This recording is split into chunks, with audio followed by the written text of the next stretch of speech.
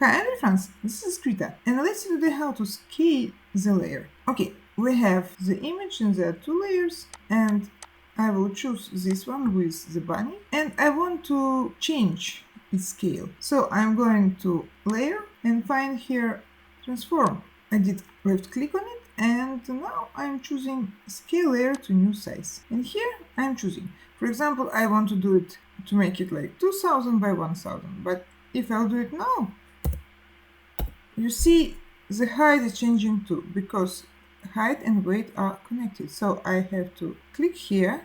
Now they are independent. So I want it to be like 2000 by 1000, for example. Let's see, click OK. It's done. And since we are in transform tool, to move it, we just have to click on it and to move it here, for example. That's it. Thank you. Bye.